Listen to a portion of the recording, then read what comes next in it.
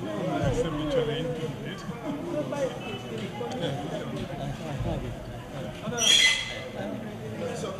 Your Excellency, can we give the media another 2-3 minutes? Yeah, To of course, of course, of course, of course, of course.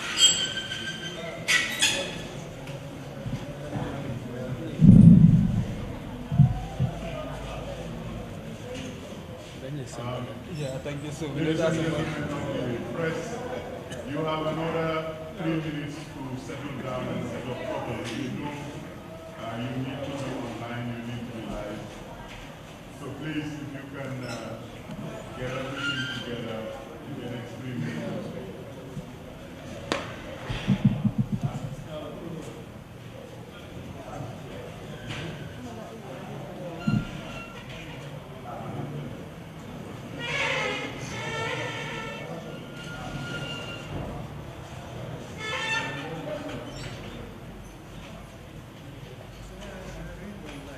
Good afternoon, ladies and gentlemen of the media.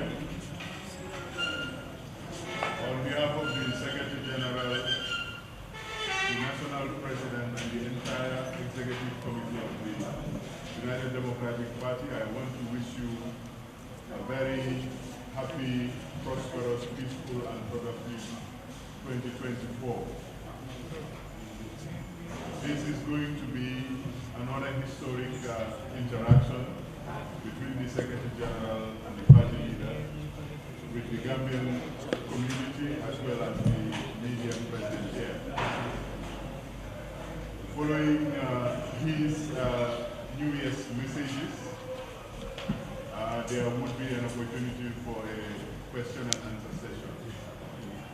So without further ado, it's my great pleasure to welcome you to this first Meet the Press by the party leader, Secretary General, His Excellency Hussein Udab. Your Excellency, you have the floor, sir. Thank you very much, the moderator.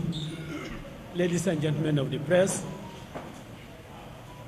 let me again express my profound appreciation to you for honoring our call whenever we make it. No matter how short the notice, you always find time to come and listen to the United Democratic Party, for we to engage in conversation with you, the gentlemen of the press, and through you, with the nation. I appreciate your presence here. But I am indeed undertaking this particular exercise this afternoon with a very heavy heart. I am not a social media person, and because of this, I lose track, or I don't get to be abreast with information that is appearing on the social media. But I've just been told of the demise of a very good patriot, a man who has devoted his life to the service of this country. He was one of the principal architects in the fight against dictatorship in the Gambia, and indeed one of the people promoting democracy in the Gambia. He did all he could in his power as a Gambian, by his writing, by his speeches, to galvanize the people of the Gambia against the dictator Yahya Jammeh. Alas, he saw him out, but maybe he hasn't seen all that he wanted to see in his crusade for the restoration of democracy in this country. This gentleman was my classmate. We were in St. Augustine's together, and we all left St. Augustine from 5 and parted our ways. But about 2013, our paths crossed again when I visited the United States of America. This gentleman was Matthew Jallo. Matthew Jallo is a well-known Gambian who was in the forefront of the fight against dictatorship in this country, and he did all that he could in his power to ensure that this country is giving the government that it deserves. I want to express my profound condolences and sincere sympathy to his family in Samba, to all his friends, his former classmates, and indeed to those who brought him up, that is the Catholic missionary here. And I want to say that Gambia today is poorer by a very good patriot. May his soul rest in perfect peace. Ladies and gentlemen of the press, we are gathered here today not really to be given the conventional New Year messages that we used to do. But I want to first of all say to all of you, Happy New Year, and that we hope that this year will envelop the best for all of you, and that together, all Gambians together, will ensure that this country moves in the direction that we all want it to be. We hope that we can change the trajectory in which this country is going on. We have just ended the year 2023, and indeed, this year, 2023, was a year of disaster, a year of misfortune, a year that is described as annus horribilis. And indeed, it is so. The annus horribilis is glaring in the 2023 as well as the 2024 budgets the government has just recently presented to Gambians. These two budgets and their allocation patterns show that the government does not have a clearly articulated development program or vision for the country, nor does it prioritize the welfare of the ordinary Gambians. These budgets are an exacerbation of the inequality already existing in our society. The rich, the powerful, and the connected are the major beneficiaries of our national resources.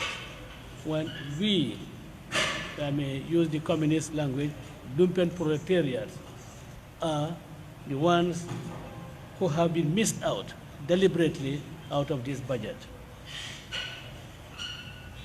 And this has been done while the economy is steeped in inequality, poverty, unemployment, and entrenched rampant systemic corruption. Ours is an economy and a state that has been captured by sectoral cartels and special interest groups. Reliance on a national budget which is financed by a mix of borrowing, taxation, and grants cannot develop our country. The President has recently announced a series of service taxes increases which will further fuel the hardships Gambians continue to face. Indeed, he calls this as non-taxable revenues, that all this will be hiked, so that those of you who really go to the courts to file your processes is now becoming more difficult for you, because it will be too expensive for the poor man in Tankonkunda to be able to afford the filing fees. So he'll be denied access to justice. Your land rents are going to be increased. Your fees for renewal of leases are going to be increased. The cost of your passports are all going to be increased, so that the ordinary person will not be able to have access to these services because of the increases in the rate that that used to be charged on them. And this is all done in order to be able to finance their own wasteful spending. And indeed, this wasteful spending, we can see it in the budget. The projected fiscal deficit for 2024 is 4.45 billion, or 2.55 of GDP. The debt to GDP ratio is about 85% of GDP. Our national debt as of 2023 is $110 billion. The interest payments on our national debt increased from 3.5 billion to 7.5 billion, which is more than the combined allocation for health, education, and agriculture. Yahya Jammeh, in all his madness, in 22 years, left us with a national debt of 48 billion. While President Barrow, who claims to be a man of austerity, who claims to be a man, came to calm down, on excess on wastages, has increased our debt to 62 billion, by 62 billion in 7 years. And this, of course, has brought up our national debt to the global figure of $110 billion. Our balance of payments and terms of trade are all negative. The official rate of inflation is said to be 18%, but the market tells us that the rate of inflation is much higher than 18%. Ordinary Gambians are struggling to make ends meet. Those of you who went to Serakunda market and face the butcher or the fishmonger or the vegetable vendor would know that really the rate of inflation is far above 18%. Those of us whose pockets are affected know that. But government, in its desire to mislead the Gambian people, pegs the inflation rate at 18%, which is really a misleading statistics for the Gambian people. The international travel for 2024 is increased from 40 million to $60 million. The cost of our ministers, our directors, our president, the cost of their travels abroad is increased from 40 million to 60 million. And indeed, the cost of the medical treatment for the few privileged people has also been increased from 40 million to 60 million. You and I, Rutherford, are not catered for in this amount, in this allocation. This is for the ministers, the spouses, and indeed those who are well connected to them to foot their medical bills abroad. Now, the specific allocations to the offices of the president is 872.6 million. Foreign affairs is 1.7 billion. Finance and economic affairs, 2.05 billion. Infrastructure, 2.6 billion. Youth and sports, 122 million, 0.3. Basic education, 2 billion. Secondary education, 2 billion. Minister of Health, 2.3 billion. Interior, 1.58 billion. Tourism, 45.1 million. It's obvious from these allocations that government is placing priorities on areas that do not deserve that sort of attention. $872.6 million is allocated to the President's office. For what purpose? We all know that the President's office is probably the least productive sector of the economy of this country. The least productive sector of this country.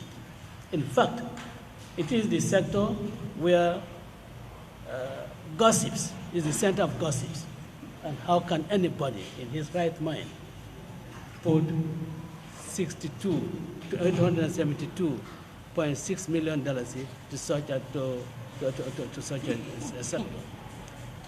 As compared to youth and sports, which is only 122.3 million. No wonder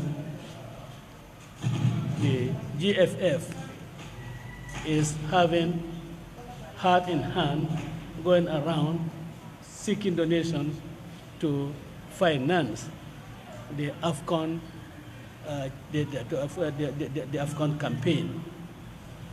The resources that are allocated to office, like Office of the President, better part of that should have been given to the Ministry of Youth and Sport, particularly when we already know that this year Gambia Football Federation, or the Scorpions, will be embarking on a campaign which is very expensive, a campaign to bring us honor, a campaign to ensure that our country is put on the map of the world through our youth. But no, that is not their priority.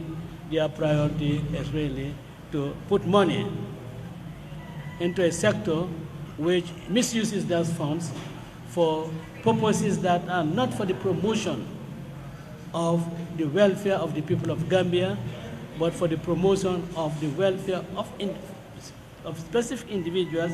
And indeed, you know that some of these funds are used for purposes that are completely unconnected to government activities.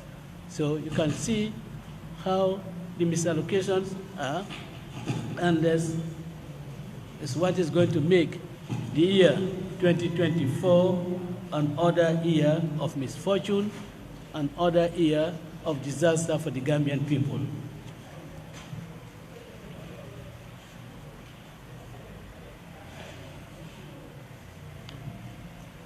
2023 really was a year that Gambians had hoped that our democratization process would have really taken steps, concrete steps, that would convince everyone that really Gambia is ready for a new constitution. The security of our electoral system,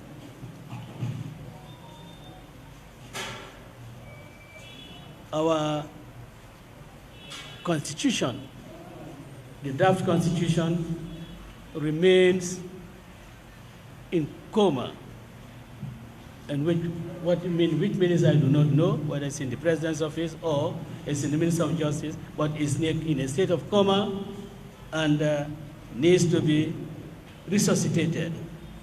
And there are absolutely no concrete steps have been taken to ensure that this is done.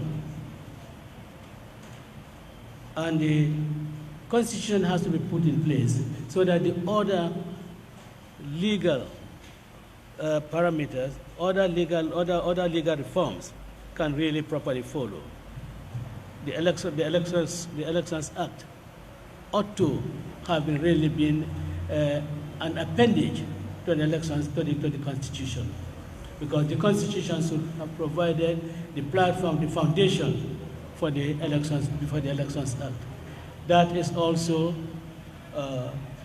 gathering dust somewhere in the National Assembly, and nothing is being done about it.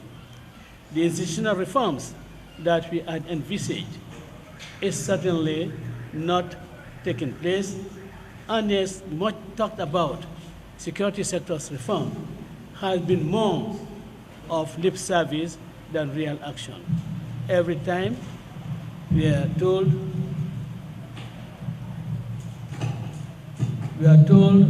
that steps have been taken to ensure that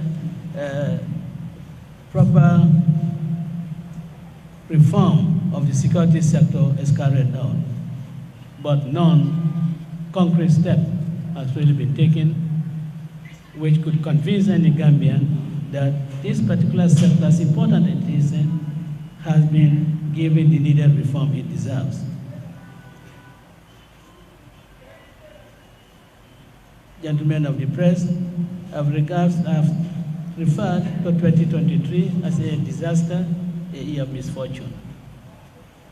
Our country is facing a national disaster with regard to the backway and irregular migration.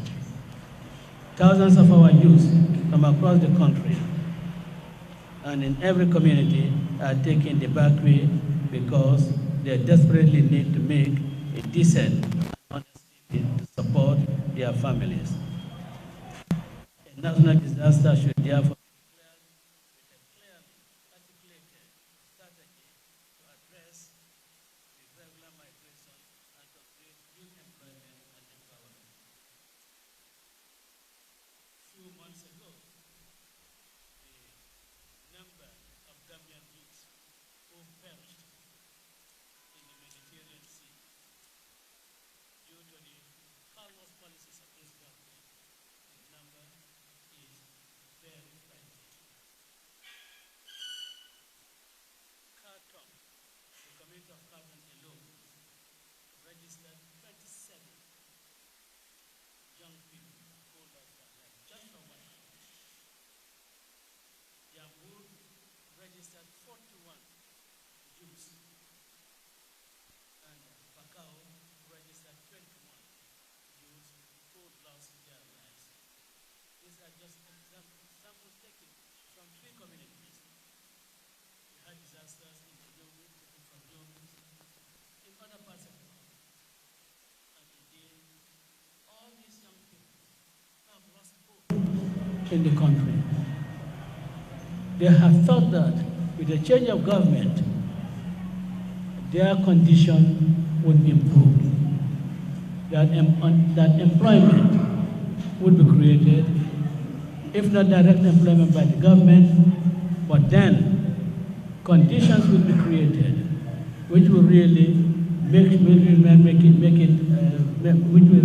it easier for them to pick up employment, either self-employment or employment in other places.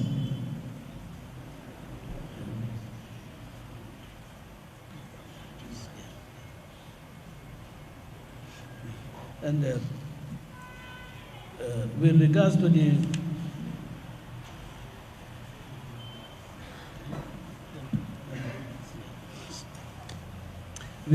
state or trust of our democracy, the following democratic principles have been eroded due to weaponization of state institutions against political opponents. I am sure that you ladies and gentlemen of the press are aware and in fact are witnesses to how the state is weaponizing institutions in order to thwart our democratic process. Measures have been taken to silence opponents. The press have been threatened in the past year, all in a bid to silence them. And the press is a very important component, important pillars, important agents in the promotion of democracy, in the creation of democracy in any country. Where you have a free press, you can be sure that you can have a true democracy. But alas, this is not what is really happening in the country. And I'm sure, ladies and gentlemen of the press, you must have read in your own medium that it is proposed to increase the nomination fees for presidential candidates from its current amount to $1 million for $1 million for any candidate. You may recall that in 2015 or thereabout, Yahya Jammeh also made such a proposal, and the entire political class, including those in government today, raised hell against it. That in fact, that was a ploy by Jammeh to keep out potential opponents, because it will be reducing participation at the presidential election, will be reducing only to the level of those who are rich, those who can offer better ideas, those who can be better leaders in the country, because of their weak financial condition, cannot afford the $1 million. We all cried against it, and I think it was then that Jammeh decided to reduce it from 1 million to $500,000.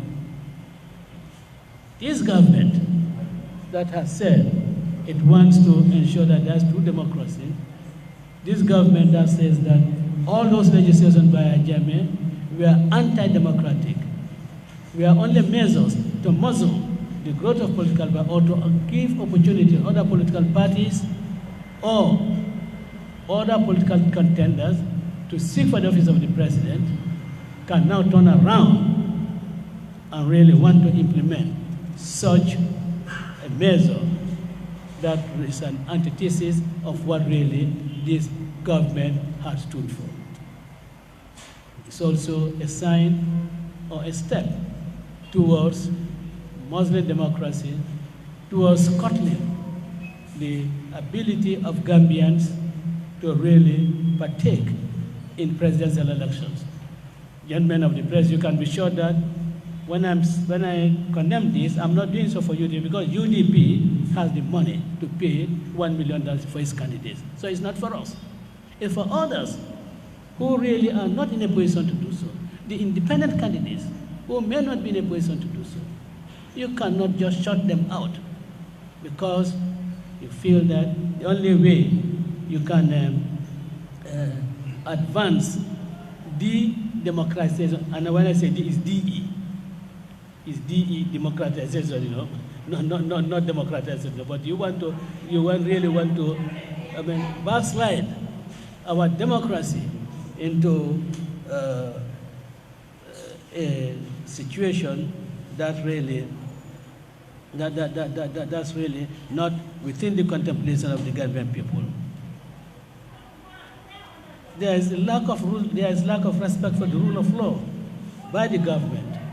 And when I say by the government, I mean not by the government, either the central government, the executive itself, or its agencies, such as the security. We've now seen that the Jammeh style of police operation has really reared its head, and indeed, it is one that has taken center stage. Fridays are the days that are assigned for the arrest of suspects, alleged suspects who have committed crimes. Fridays are the days that are assigned for doing that. So that Saturday and Sunday, they can be kept in custody, and while the clock takes the minutes, for them to clock the 72 hours before any action is done.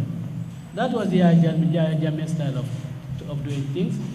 That is the dictator style of doing things, and that is why I do not hesitate to say that, that Adama Barrow is gradually becoming a dictator in this country. And these are the proofs of it. And if anybody thinks that I'm wrong, please engage me and ask me to give you the evidence, and I'll give you the evidence.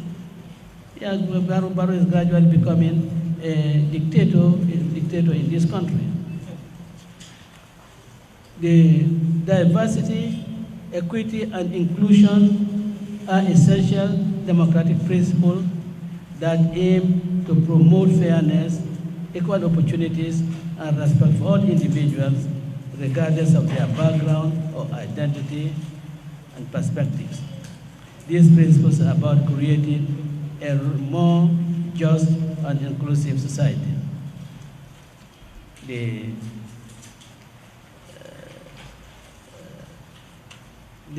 near insults, the disrespect that is made to some members of the opposition just confirms this principle that I'm saying, because they are unwilling to accept that diversity, they are unwilling to accept differing views, and because of that, treatments are being made out of opposition that they do not deserve. The opposition is denied constantly access to the national media. But we see when some group of NPP, non-entities, organize a non-event. And when I say non-event, I mean a non-event that is not government. You find full GRPS there in their full gear, with more than the number of people, more than the number of cameras that are needed for the occasion. When opposition parties, particularly UDP, holds events of a national nature where they are requested to be, they do not show up. And that is contravention of the Constitution. And indeed, it was one of the issues that Adama Barrow found as a grouse with the Jammeh administration, that you cannot really run a true democratic state when others are excluded from the use of state resources. That unequal treatment is probably becoming the hallmark of this government. The nexus of rampant corruption, lack of transparency and accountability, the drug menace, and interference in the operation of area councils and municipalities are a direct threat to our democracy. Ladies and gentlemen of the press, let me say that the Auditor General's report, or reports from the Auditor General, which some uninformed people, some uneducated people consider as opinion, shows the level of corruption in this country. That it is cankerworm that is destroying the fabric of our society. I want to take this opportunity to congratulate, for once, the National Assembly for at least passing the anti-corruption bill into law that has dragged for more than 4 or 5 years. I want to congratulate them for doing that. But also, let there be the political will on the part of the executive to implement the Anti-Corruption Act to its letter. There should be no sacred cows. There should be no selective investigation of corrupt practices. It should go right across the board. And indeed, people who are suspected of harboring illicit gains, illicit proceeds of corrupt practices should really also be made to face the full force of the law. Otherwise, the passing of the anti-corruption bill into act will just be a mere facade. It will be a mere window dressing. It will not be a real drive against the fight. It will not be a real drive against the fight against corruption. And I challenge the government. I challenge the government that the $750,000 which I hear the guys called nakodo, things should be certainly a prime candidate for investigation before this anti-corruption tribunal that should be set up. Our country has lost respect and credibility in the eyes of the world because this country is being turned into the transit route for drug and drug dealers. How many tons of cocaine cocaine, how many tons of drugs are confiscated or are impounded, and yet we have not heard of any successful prosecution of any of those people that have been arrested. So take the chance, bring your drugs into the Gambia, to have it transited wherever you want to, and if you are caught, we'll go underground and stop any prosecution by scuttling the evidence that the prosecutors needed, or the law enforcement needed to put before the court. I was amazed when I heard an audio where someone who is alleged to be an imam, who calls himself an imam, and indeed who is known to be close to the corridors of power, confessing that he has talibans. He does not need money from anybody, but he has talibans in Europe who are drug dealers. They give him money. That person is certainly should have been arrested by the drug law enforcement agencies for aiding and abetting drug dealers. Because whatever he does, whether spiritually or otherwise, he is aiding and abetting drug dealers, and that is why he is being given money. So the drug menace is really very close to the corridors of power. Because this particular imam, I know personally, and I know that he has undertaken several errands, so-called religious errands, on behalf of people who today are really in control of the government machinery of this country. So if you can have the threat that is exposed by drug traffickers in this country will certainly not be seriously handled by the powers that should handle it. Ladies and gentlemen of the press, I think everybody wants to have free movement of vehicles on our roads, free movements of bicycles, and indeed unimpeded movements of pedestrians, who will not be put in fear of being knocked down by vehicles, so that the road path, the footpaths would be cleared of all obstacles. That is indeed expected to be done by any responsible authority. But why do you have to demolish structures that have absolutely no bearing on the road, that have no obstruction to the road? In fact, why destroy things that have been put in places to stop rain getting into shops, or really serve as canopy, so that it can be a rain breaker, can be wind breaker, and they do not have anything to do with the traffic on the roads. This, I think, is what has been wrong with this exercise. That we know everywhere in the world, beautification of cities, beautification of neighborhoods. People grow flowers and so forth outside of their homes in order to beautify the places.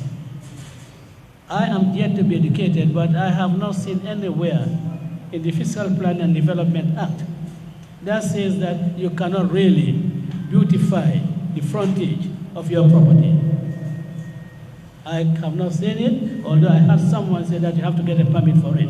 And I certainly want to be educated, because we are not technicians. We looked at the law and we didn't find it in the law, but maybe there's somewhere in your notes or directives that says you cannot do that. So let us do this road clearance with a human face. Let us not deprive these poor women. Let us not deprive these young men who have their car wash facilities around on the roadside. Let us allow them to carry out this exercise so that they will not venture on the back way. If you move out those young people who have their car washing facilities on the roadside, you move them away, where do they go? You certainly cannot have a car wash inside your father's compound. And indeed, all these people come from afar and they converge in places to really undertake these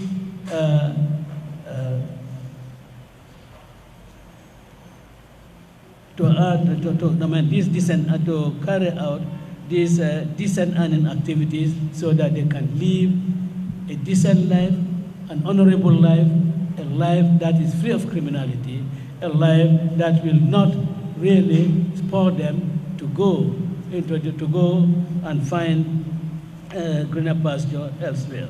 But the government has to help them. Indeed, what I would have expected the government to do was to organize these young men and women, organize them in locations. You allocate them land and give them all the facilities so that they could carry out their car washing activities and earn decent living. And of course, that will be a way of employing the young people. And ladies and gentlemen, the secrecy and lack of transparency in the recycling of our strategic national asset, such as, of course, the Trans-Gambia Bridge, the Gambia Ports Authority, and the airport, certainly should halt. This is a government that condemned Yahya Jammeh government for lacking in transparency. It should now be really the principal agent for transparency in this country. Yet, whatever they do with respect to our national assets have not been done with any degree of transparency. I do not believe that it is enough for the minister to go to the National Assembly and, excuse my word, and regurgitate what he has stated in a press interview.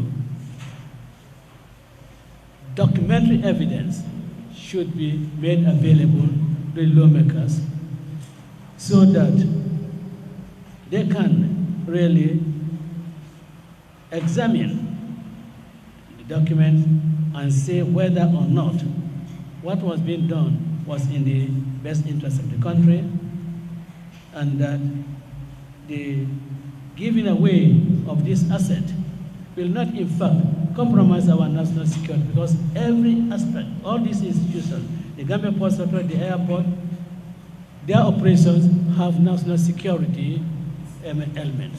There should be national security concerns.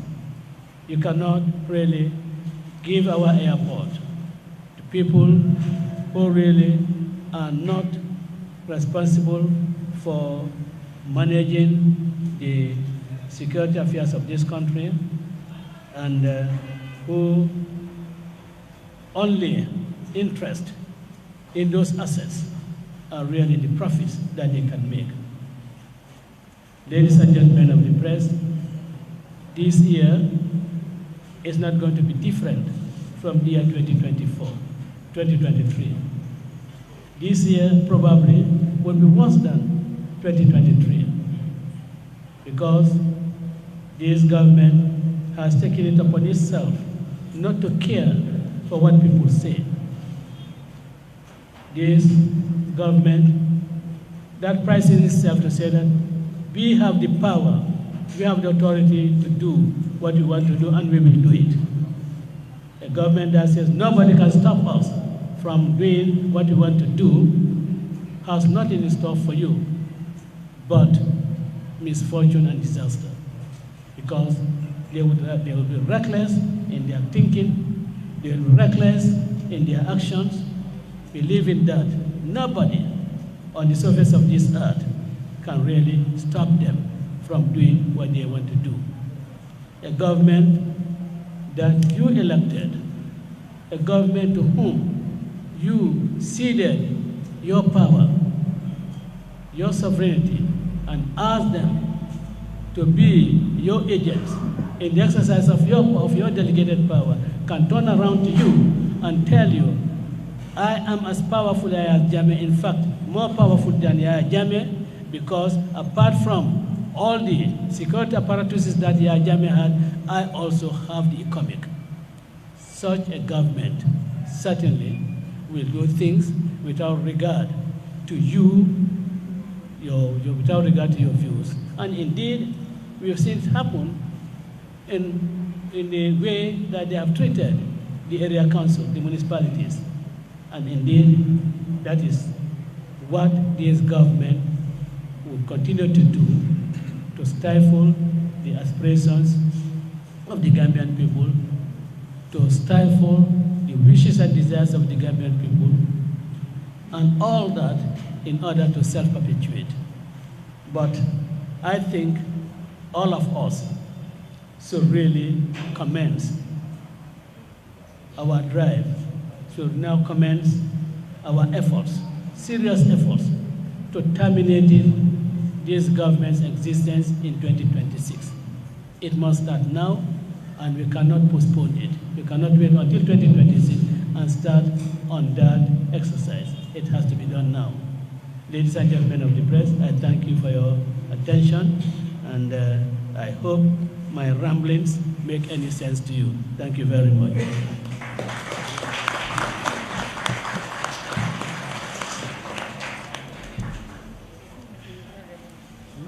Ladies and gentlemen of the press, we have another 30 minutes at least to ask questions of the Secretary General and Party Leader. We will ask kindly for you to indicate your name, the media organization you are representing here, and you can ask your question in English word and yes, sir. Good afternoon. My name is Mundell, and I work for the Recording Service. Mr. Dabo, you also mentioned about the draft constitution. You claim that it's in coma. And the question is, media have mentioned that this government commitment to bring back the draft constitution. But will you, in passing, or will you support any idea when some sections in the draft constitution that was passed by members of the Constitutional Commission submitted when it is added, will you support that draft constitution to be? If the constitution is altered? Yes, we go on the plan. Will you support that idea? Will you pass it, or will you call for Gambian people? Let me say, I'm not sure how much committed the president is to the introduction of the draft constitution. You know, this president has been talking about his commitment to the Gambia having a new constitution. And yet, we saw how he manipulated it. We saw how he got his political advisor to go on Kirfatu to say that this constitution is a bad constitution, this draft constitution is a bad constitution. We are going to make sure that it does not survive. We are going to kick it out. Siagajata did so on Kirfatu.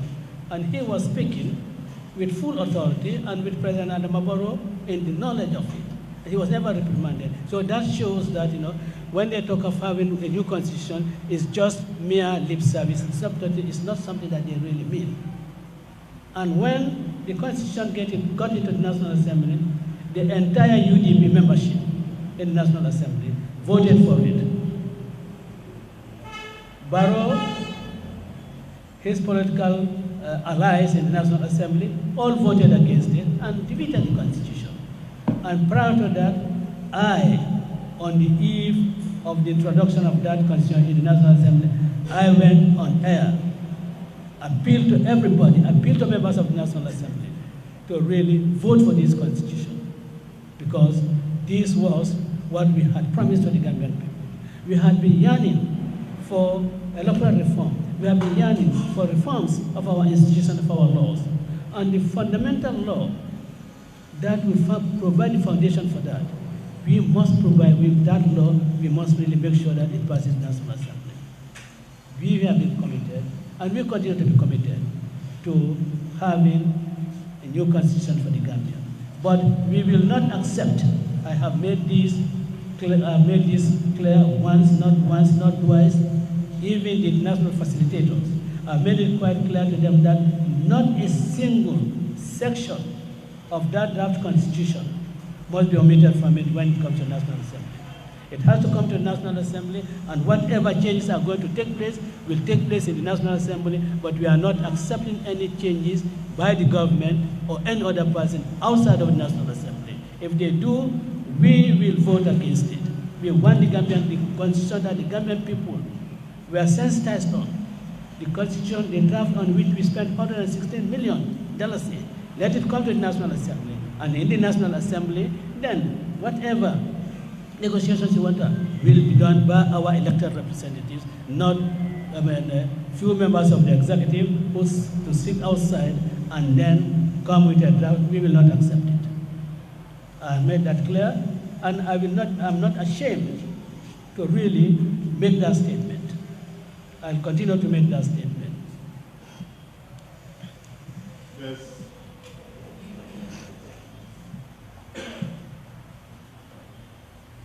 Gentlemen, yes. Good afternoon. My name is Adam Gabo. I work for the Police. If I had you clearly payment of government account for input to president, verification recovery fee of to $1 million, right? Sorry? I mean, Yeah. if I had you Yeah, the nomination fees. yes, Yeah. been attempted for the increase to $1 million. Is this a good step towards all political parties? And is it a way of suppressing all the political parties or even new aspiring candidates? Well, yes, that's certainly my view. I mean, I'm sure you must recall it, that I think the chairperson, the National Assembly chairperson on electoral matters, Honorable Swaibu Ture, I'm sure you must have read. I mean, it was in one of your papers.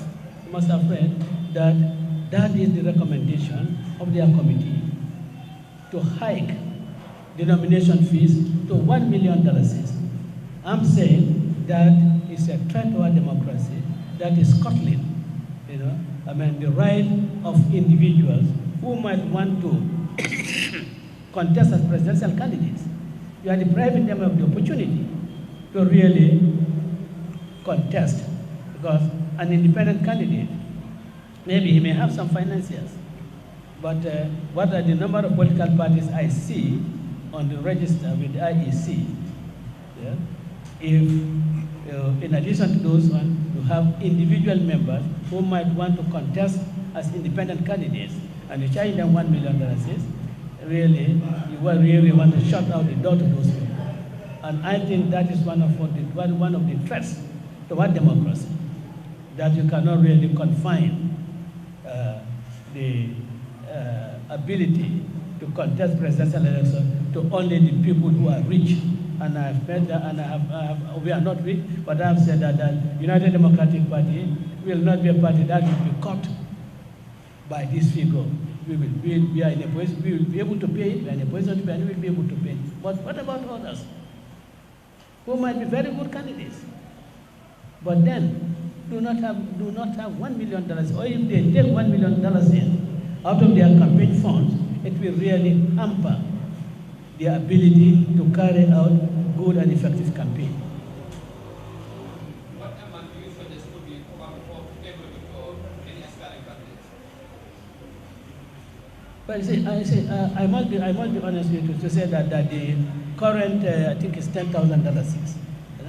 The current figure of $10,000, I think it's on the low side. I think it's on the low side, but I think, between $50,000 and $100,000 should be a reasonable amount. Should be a reasonable amount. Between $50,000 and $10,000 or $100,000. But million, no. And then for registration of political parties also still is, I think it's still 1 million. Yeah, still 1 million, you know. So really. Any other question? Camera bar?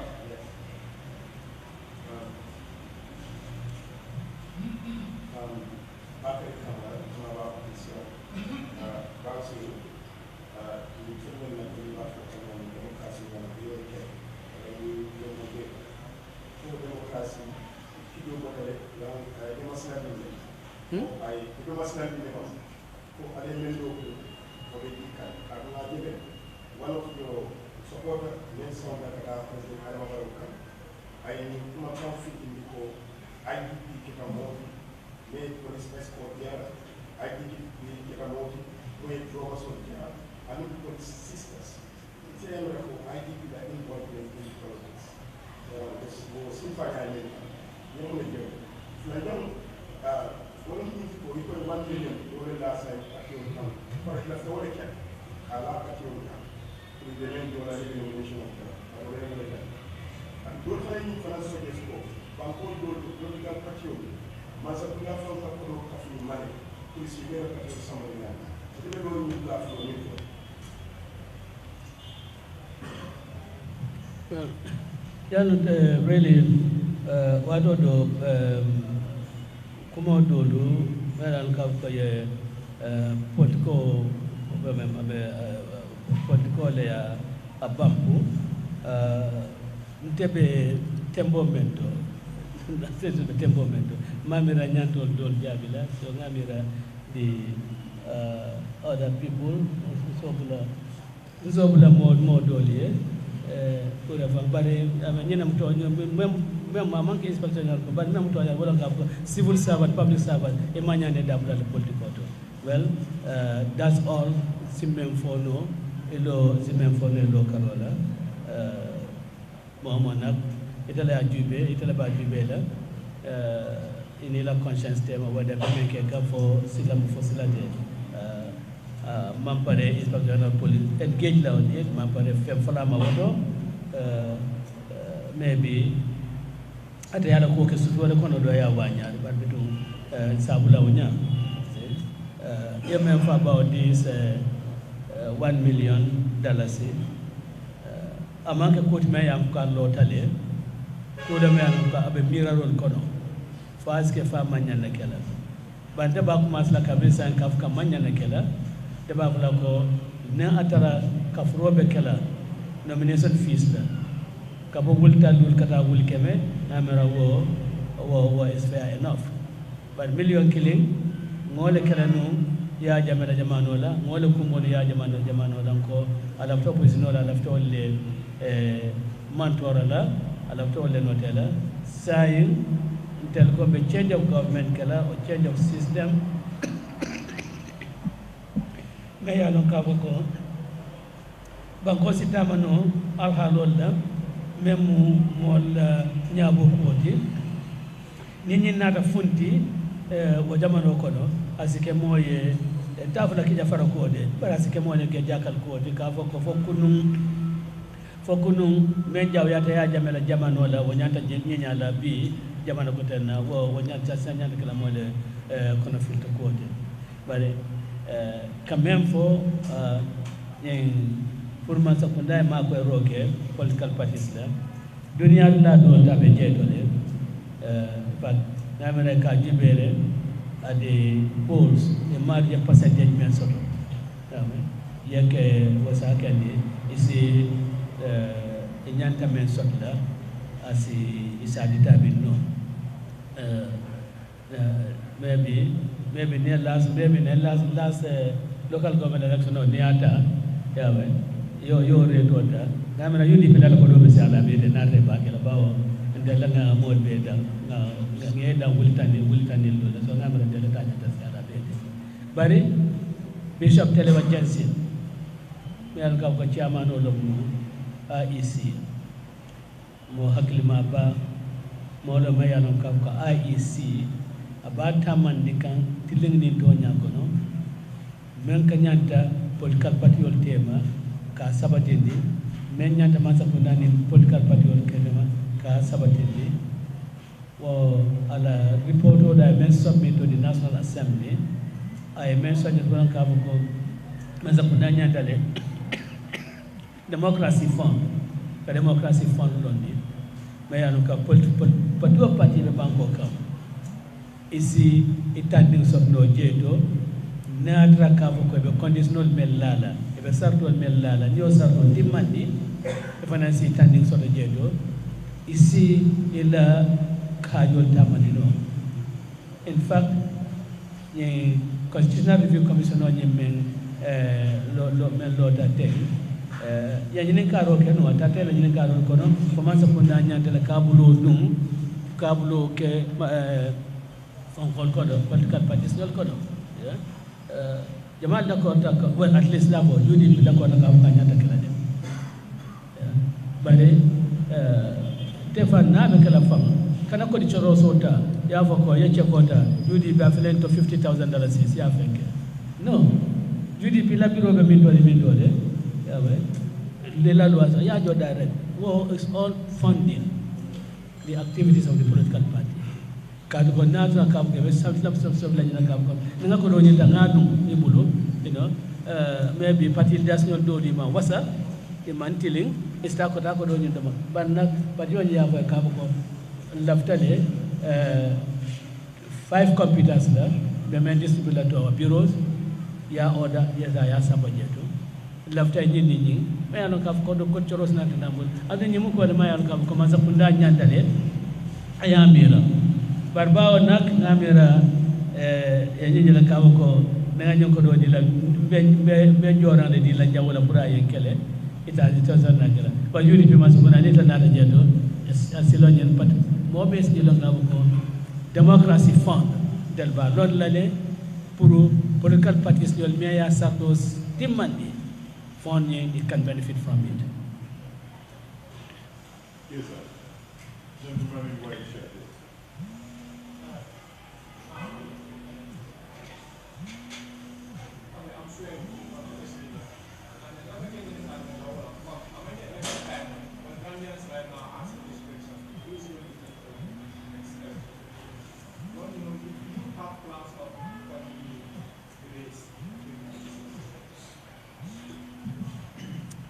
Même fois wonon kavo ko UDP ko li entali en tambini ngakela nyaton kote fo jandi be nyaton ko fo jandi to mo do be sila ko ko nyaton ko o do ko mbole ke kan and kavo ko lafta be nyinkela femme ya non ka fa man si may fa ya ko nyim mangela son yati ko man din ko ka fo man ko ka fo you know ebe libe fem fola me ya no ka ko sa to have hypothetical situation mamira ina fa so mo nyanta nyil don na ka ko you know human beings, they are not permanent, they are transient or kusikelale hani man transit, it makes you ineffective, it makes you ineffectual ni kuranda you become ineffectual ni fada. So why should I be telling people Kabako Milafta connect selection contest?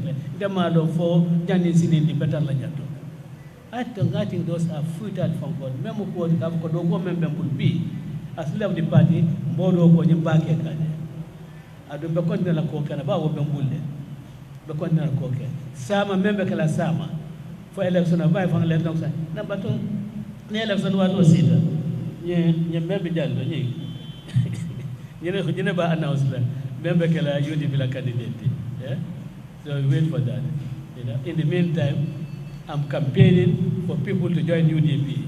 I'm campaigning for people to abandon other parties and come and join UDP so that in 2026, UDP will form the government in this country. Well, what am I doing?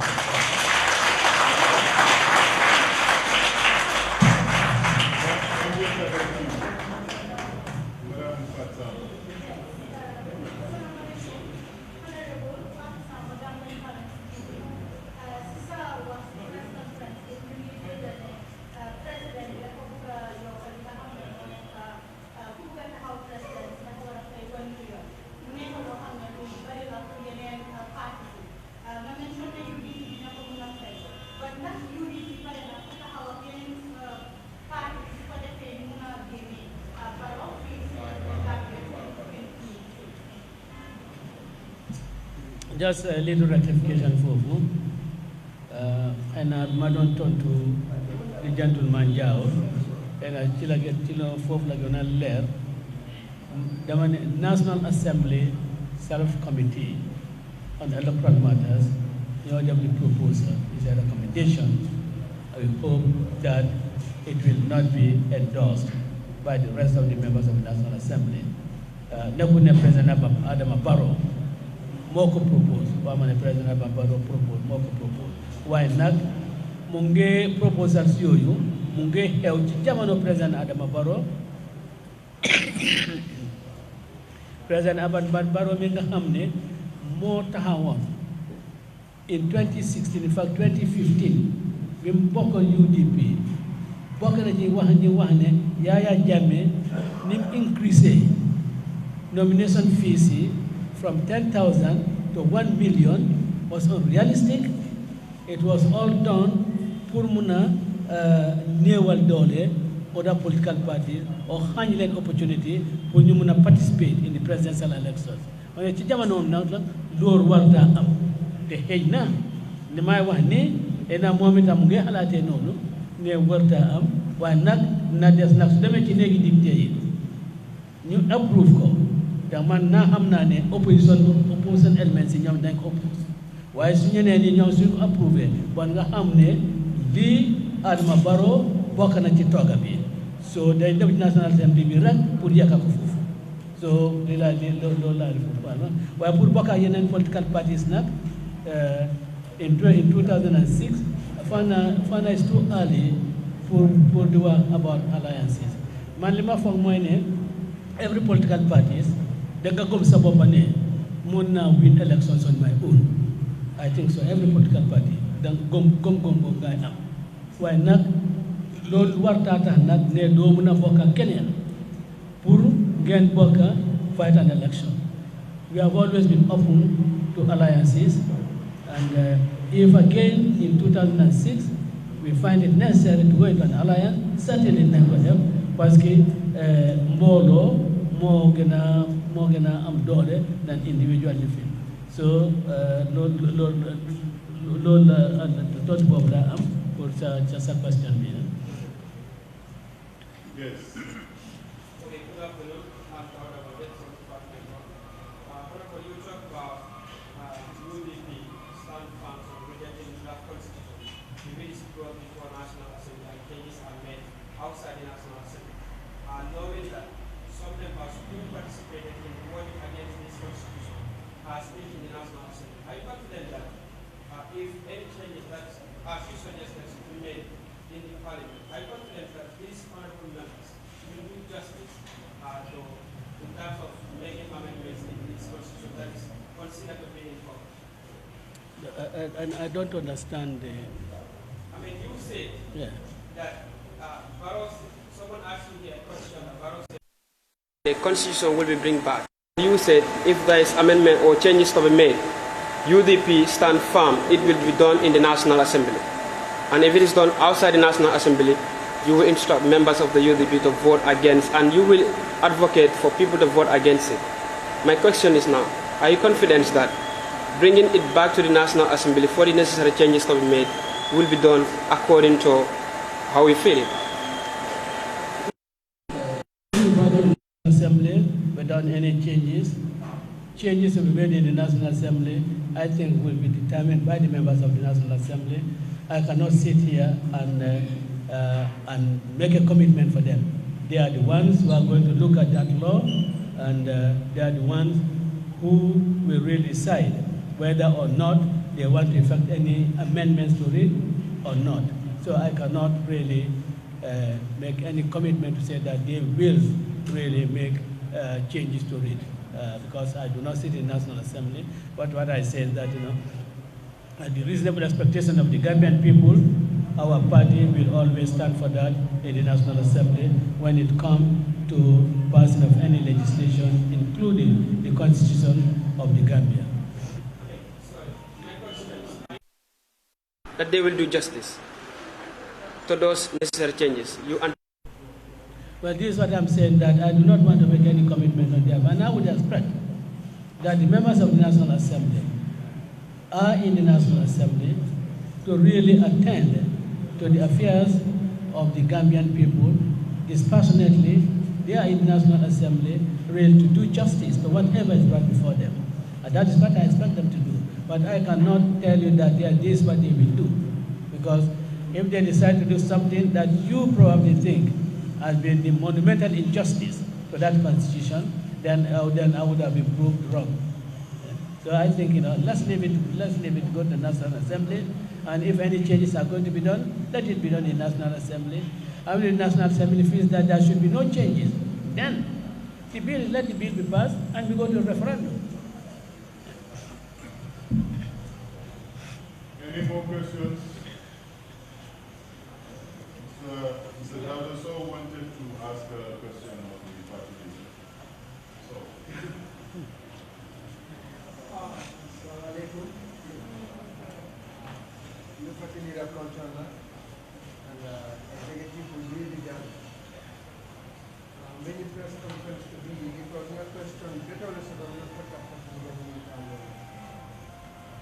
that diaspora made a year science and some of the new. Election the diaspora in Kato Muke Gambia Bango also position. The central bank record on Jube, some remittances on Nukadum Gambia for the Katale 750 million. Wolo Mumbe record Nukana Guma Fana or control financial. Masakunda, Arabara Masakunda, I promise Balekenu, Kabarabi Mansayani in Ako, now winter. About China put diaspora Kakadofa. Kadefayo, Monica di Mora. Kadefayo made a civic duty, a civic responsibility. Elebanku Dinya. One Kadefayo, Kawita direct Kadefayo. And Musa, Preta Modena Dunia, the Masakunda Makadeka. So Masakunda Mundoro Bakela, the Dikiri Muna, one of Masakunda Miana,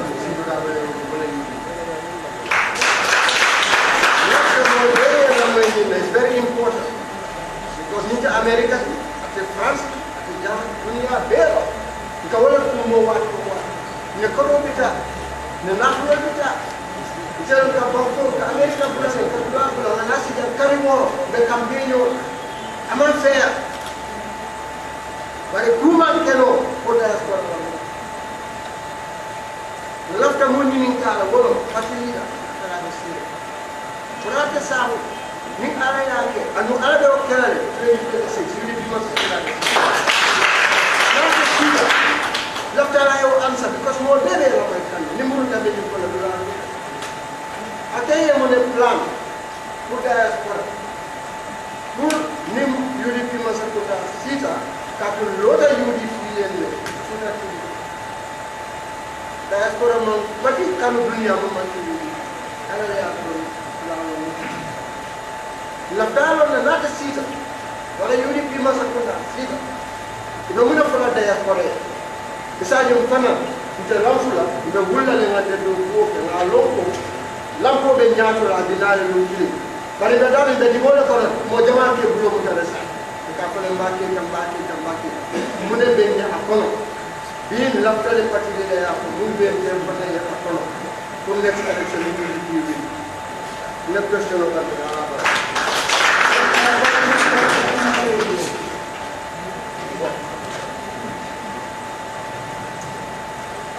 Well, Mr. So,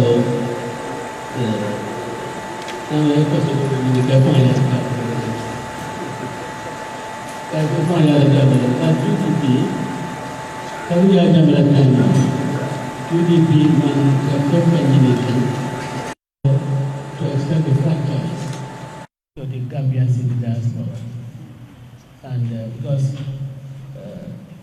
you cannot accept that community as the 8th region of the Gambia, an 8th region that contributes at least 23% GDP, you cannot really legitimately shut them out from the process of deciding who should be in charge of the affairs of the Gambia. It's not fair. I want to love to Nako, our president, gentlemen, and president have committed to having a new constitution. We hope that will help, so that the constitution may specifically mentions diaspora voting as a kernel. But I also want to think that apart from the constitution, the case of Bagan Bunjadago versus Gatole Diallo has put beyond doubt whether a new constitution or no new constitution. Under the current constitution, Gambians can vote and should vote in diaspora. So, it is only for the IEC, with that judgment in their hand, and also relying on Section 124 of the Elections Act, Natara, if a new act may not more bond relying on the current Section 124 of the Elections Act to really extend the franchise to diaspora. The law is there. Supreme Court has decided. You decide in the case of Bakar Bujadawa. It's a question of just implementing the orders of that court, and also implementing or taking advantage of Section 124 of the Elections Act, which provides that the IEC should make regulations for the registration of Gambian nationals abroad for the purpose of elections. So I object to it. But I think it's the political will. Just as the IJM lacked the political will, I'm not sure. But maybe Barrow also lacked this political will. Because I had a Spain war. Fabuka for Spain, now about Spain, about look on Spain, called Damadaka Kankuram body, and the Damadaka Mama Parabody. So, but I can assure you, Kafako, we hope we don't get to that.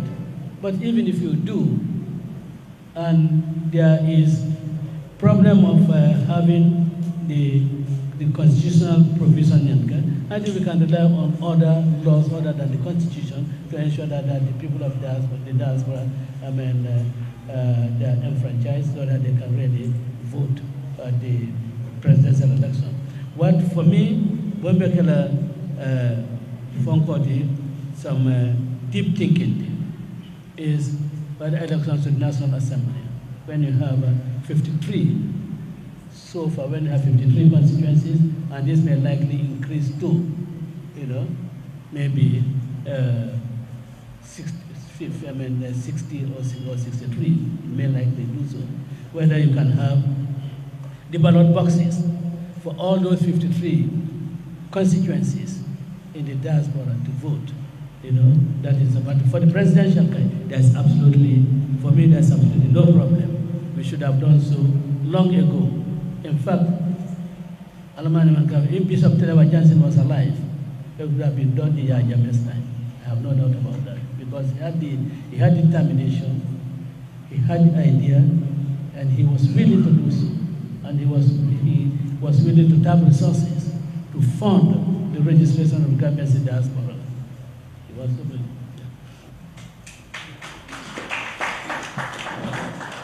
We'll take the last question.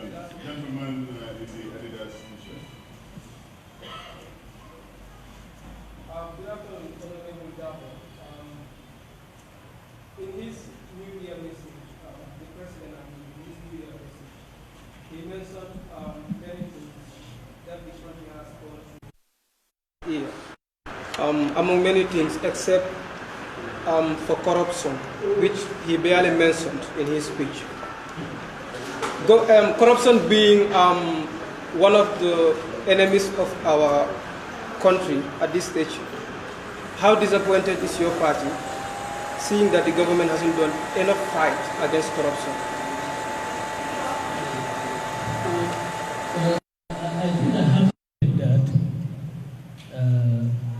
in this briefing with you, that we are determined to fight corruption, and that a UDP government will certainly not treat incidents of corruption the manner in which the current government standing them.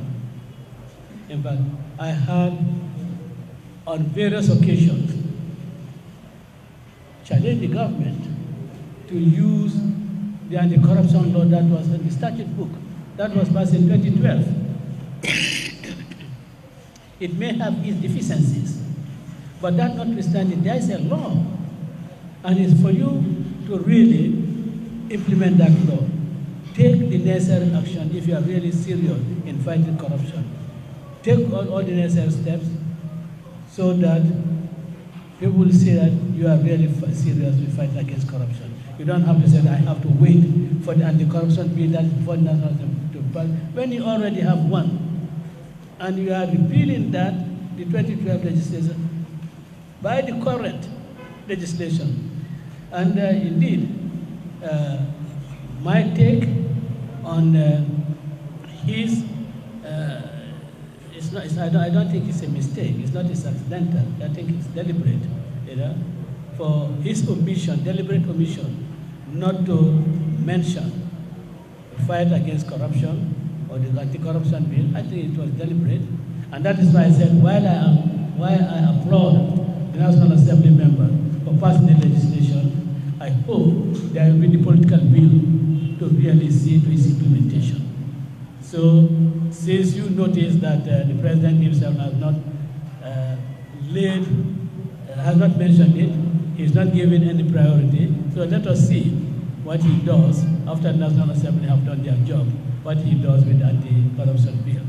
And I hope that nobody is going to cite to me that, look at the case of Khalifa Banja, look at the case of these three people. I hope nobody is going to cite to me those incidents as being the fight against corruption. I think it goes beyond that. I think it goes very close to people who are in the corridor of power, that really there are people who should be brought forward for prosecution. Ladies and gentlemen of the press, thank you very much on behalf of the Secretary General for coming to this special session. In this age of fake news and all kinds of speculations, we hope and we will endeavor really to have more information sessions where you will have the messages from, as they say in English, from the horse's mouth, so that this hypothesizing speculations will be a thing of the past. UDP, we have one voice, it's a clear voice, it's the conscience of the nation, it's the university of the nation. Just last Friday or 2 Fridays ago, we remember our great fallen heroes, and we celebrate the living heroes of the United Democratic Party. We are hopeful that Gambians are becoming more and more conscious about politics of purpose, politics that is about changing the lives of Gambian citizens, and interactions like this between the media and our leadership is going to be a common feature going forward. So on behalf of the Secretary General, again I wish you a very productive, peaceful and prosperous 2024. Thank you very much for coming.